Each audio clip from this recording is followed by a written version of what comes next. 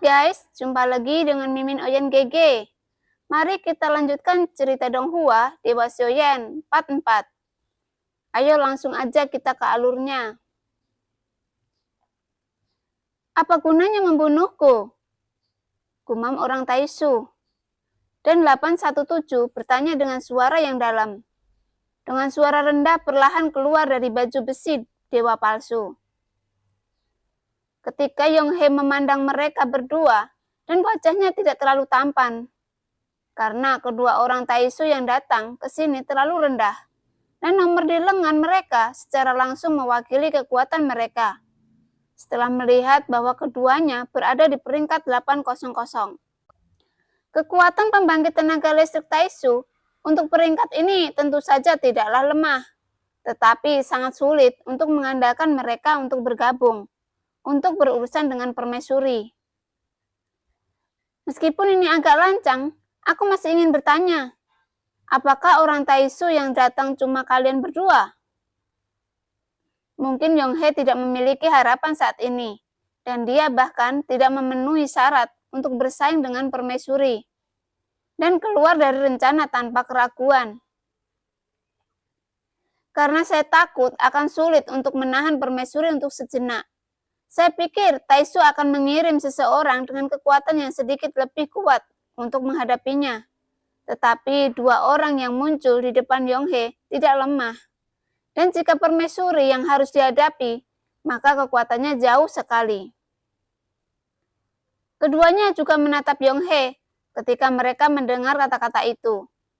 Meskipun mereka tidak bisa melihat mata keduanya di bawah baju besi, mereka bisa merasakan bahwa mereka sedikit tidak senang dengan ucapan Yonghe, karena kata-kata Yonghe sepertinya meremehkan mereka berdua. Ada 3 lagi. 817 adalah yang pertama menjawab pertanyaan Yonghe. Lawan yang harus dihadapi kali ini tidak sederhana. Anda pasti pernah mendengar namanya. Dia dulu yang terkuat di dunia nyata Xuan Yin, dan disebut sebagai permaisuri oleh dunia Xuan Yin. Yonghe tidak menyembunyikannya dan berkata perlahan. Mendengar gelar permaisuri, kedua Taisu saling memandang, dan suasana tiba-tiba menjadi sedikit membeku. Permaisuri? Saya tahu permaisuri orang kuno, dari alam sejati Xuan Yin, tapi dia sudah lama jatuh. Apakah Anda membujuk saya untuk menunggu ketidaktahuan saya? Yonghe tiba-tiba melihat kedua Taisu dan mengerutkan kening. Dan paksaan yang kuat meletus darinya dan menyelimuti ke arah kedua orang Taisu itu. Pemaksaan ini segera mengejutkan kedua orang Taisu dan bisa dibayangkan untuk membayangkan mata yang terkejut di bawah baju besi mereka. Jika kamu hanya datang ke sini, aku bahkan bukan lawannya. Dan kamu ingin membalas dendam untuk orang Taisu yang telah dimusnahkan. Yonghe langsung mendengus dingin dan tidak sopan. Keduanya ingin menghalangi Yonghe, tapi jelas dia tidak lemah. Bahkan lebih baik dari mereka berdua. Begitu suara Yonghe jatuh, orang Taisu lain dengan angka 830 berkedip. Di lengannya tiba-tiba bergerak. Dan dia bergegas keluar dan mengangkat lengannya untuk melancarkan pukulan ke arah Yonghe.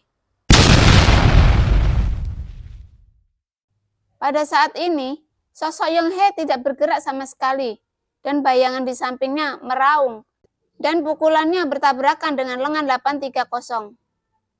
Kedua sosok itu tiba-tiba membeku. Jika kamu seperti ini, maka kamu tidak akan pernah tahu siapa yang terlalu sombong. Yonghe langsung mendengus dan memarahi orang Taisu itu. 830, berhenti! 817 berteriak tajam, dan tinju yang terakhir menghadap Yuking yang bergetar hebat, dan keduanya saling menembak. Kali ini, kedua belah pihak tidak menggunakan kekuatan nyata, dan mereka lebih banyak menguji satu sama lain. Permaisuri yang Anda sebutkan telah lama jatuh. Hal ini dapat dikatakan terkenal di seluruh alam Xuan Yin. Saya tidak tahu apakah permaisuri yang Anda katakan dibangkitkan dari kematian atau apa artinya. Suara 817 angkat bicara dengan nada bertanya.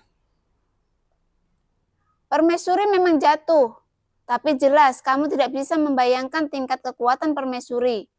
Bahkan jika kamu membuatnya marah, jika kamu jatuh, tidak masalah untuk bangun dan membunuhmu lagi. Apakah kamu percaya? Yonghe berkata dengan dengungan dingin. Oke, aku percaya padamu untuk saat ini. Lalu, beritahu aku, di mana permaisuri berada? 817 berkata dengan dingin. Mendengar ini, Yonghe langsung melambaikan jubah lengan bajunya dan duduk di tempatnya. Lalu memejamkan mata dan berhenti berbicara. Apa maksudmu dengan itu? 817 memandang Yonghe yang sedang duduk bersila dan tiba-tiba merasa sedikit kesal. Jika kamu bersikap seperti ini, aku tidak keberatan membunuh kalian berdua.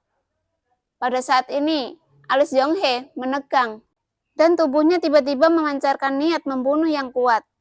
Mendengar ini, 830 melangkah maju lagi dan berteriak dengan marah.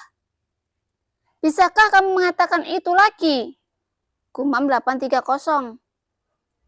Saya melihat sosok Yonghe yang duduk bersila berubah menjadi bayangan, dan cahaya keemasan menyapu, dan pedang emas setinggi 3 kaki muncul di tangannya, yang langsung melintas di tenggorokan 830. Tetapi ketika dia hendak memotong tenggorokannya, pedang emas itu tiba-tiba muncul. Dengan satu putaran, pedang itu meluncur melintasi dadanya. Tiba-tiba, percikan api memercik, dan meskipun pertahanan armor dewa palsu itu luar biasa, tapi itu masih di bawah pedang emas. Ditusuk oleh kehidupan, seluruh armor dewa palsu terbelah, hampir menembus daging dan darah di bawah armornya. Di antara lubang terlemah di armor, baju besi dewa palsu memiliki lapisan pelindung paling kuat. Dan lapisan perlindungan inilah yang memblokir pukulan fatal Yonghe. Tapi jelas, Yonghe mengubah arah pedang emas yang sebenarnya, dan aku tidak ingin membunuhnya untuk saat ini. Tapi pukulan ini juga menyebabkan kejutan yang cukup untuk 830. Dia buru-buru menembak kembali, dan Yonghe tampaknya tidak punya niat untuk menutup tangannya. Dia melangkah maju lagi dan bersiul ke arah tenggorokannya. Tetapi pada saat ini, 817 tersapu, dan pedang hitam sepanjang 8 kaki muncul di tangannya dan menghalangi pukulan Yonghe. Kakak ini memiliki sesuatu untuk dikatakan. Memang benar bahwa aku memiliki sikap yang salah kali ini. Aku benar-benar minta maaf. 830 langsung berkata, karena kekuatan yang Yonghe tunjukkan dalam waktu singkat, itu sudah cukup untuk membuat mereka berdua memperhatikan. Penindasan kekuatan jangka pendek ini memberitahu mereka bahwa Yonghe di depan mereka sangat kuat. Singkirkan kesombonganmu. Tanpa baju besi ini, kamu harus tahu siapa dirimu. Mata-mata yang aku atur untuk permaisuri sudah mati. Jadi sekarang posisi mereka hanya dapat dikonfirmasi sementara. Dan mereka datang menuju level lebih tinggi. Kita hanya perlu untuk menunggu dan melihat. Ya, orang Taisu menjawab. Dan pada saat ini, bila emas di tangan Yonghe menghilang dalam sekejap, dan dia berkata perlahan dengan suara yang dalam. Lalu, kekuatan macam apa kaisar wanita ini? 817 menjadi jauh lebih sopan, mengepalkan tinjunya dan sedikit mengulurkan tangannya. Lagi pula, kekuatan ada di depannya. Jelas, orang ini tidak bodoh. Kalau tidak ada orang yang terlalu nyata akan jatuh di sini. Karena kebanyakan orang tidak takut. Dan mungkin untuk membunuh siapapun dengan tergesa-gesa. Poin ini masih belum diketahui. Tetapi jika Taisu hanya datang dengan kekuatan seperti Anda, perseteruan ini masih akan berakhir dengan cepat. Dan Anda bahkan tidak memiliki kualifikasi untuk melawan permaisuri. Yonghe sama sekali tidak sopan. Di depan kebanyakan abadi, tetap Taisu ini mengandalkan kekuatan baju besi. Orang tersebut memang bisa mengalahkan pembangkit tenaga listrik di sekitar langkah kelima. Tetapi jika keabadian yang lebih kuat mencapai langkah ke-6 atau ke-7, Itu bukan sesuatu yang bisa dipecahkan oleh orang biasa dengan terlalu banyak. Jangan khawatir, Siong Tae. Aku secara alami siap ketika aku datang ke sini. Selama itu tidak abadi, tidak apa-apa untuk mencobanya. 817 menjawab Yong Hye.